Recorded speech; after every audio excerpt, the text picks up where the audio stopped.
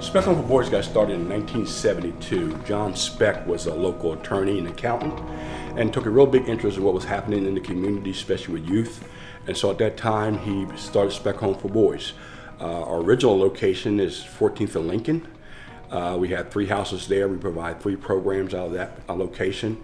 Over the last years, we probably served over between 2,500 to 3,000 boys who've been in existence consistently, and working with those young men, getting them back home, back into the community, working, doing different things of that nature in their lives. So that's what we provided, a reality therapy-based, cognitive-based behavioral therapy with the boys. Really, the last 2 years, we started talking with the Department of Human Services about expanding and providing more services. We came in collaboration with them once again, and we were looking for new space. So we began the process of looking into leasing and doing those things, and we eventually found ourselves coming out here to start another new program, taking our population from 36 boys to 52 boys. It's expanding the operation. The original location will still exist, but this is a new expansion, providing service to kids who have been traumatized, and specifically working on that issue for boys between the ages of 13 and 15 and 11. Many of the boys who come into our programs have probably spent anywhere from 60 to 80% of their life in custody. Sometimes having their first contact with custody by the time they were age 2.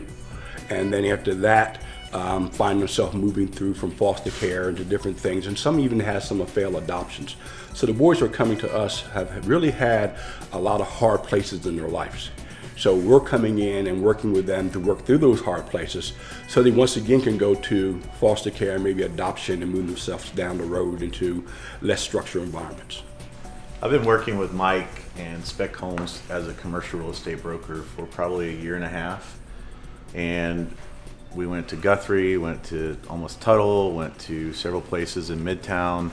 We're working on a lease that fell through for budgetary reasons on a space that just really was too big for them, and uncovered this location, brought Mike out, said, hey Mike, if this could work, I'd be willing to buy it, finance it, and I think it could be a good fit just because of the land. There's 2.5 acres here, and it gives the kids an opportunity to come out and be in the country, even though they're 5 miles from their existing home. Now granted, Mike just mentioned it's net new to them, so he has maybe a couple of kids that will come from his existing houses. The rest will be coming out of the DHS program in general, so it'll give them a chance to cross-pollinate. But going back to Mike and I looking around, it's just hard to find a place in an area that, one, the community will allow. Well, we don't have residential around here, so it's a perfect location, no objections, unanimous city planning and city council vote. And it just turned into a great location to have these kids out here. The property has 2.5 acres.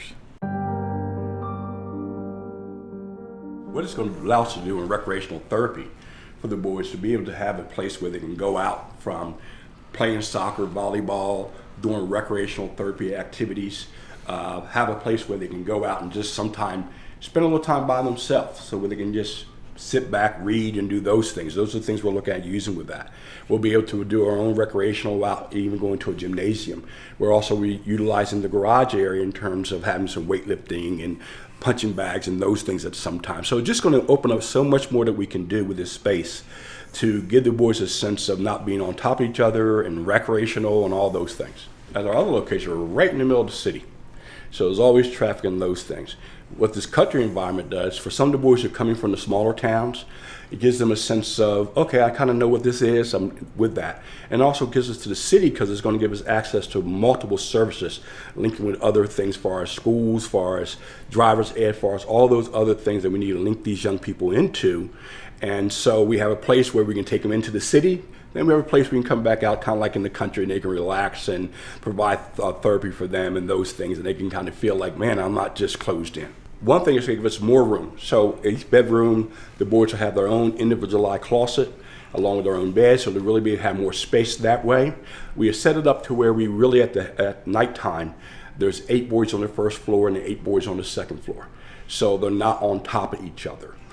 It gives us the 3 common areas, from having an actual game room to this large area here, and then another common area where they can spread out. As they're building relationships with each other, they can kind of have their own little place to congregate.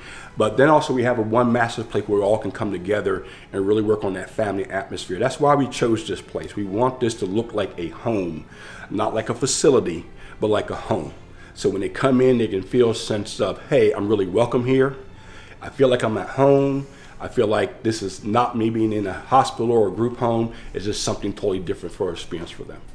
To give a little backstory, the previous owner, we convinced to sell it to us, to me, because of someone in his life that went through DHS on the East Coast. That really opened up the opportunity for them to buy in on the project, because they had sentimental value that they wanted to keep it as a restaurant, loved to have another restaurant owner come in, but it really gave a chance for them to buy in and say, hey, this could be a great fit. And I happened to work with someone that was the stepdaughter of the previous owners that ran it as a restaurant for several decades. So they've come out and given stories.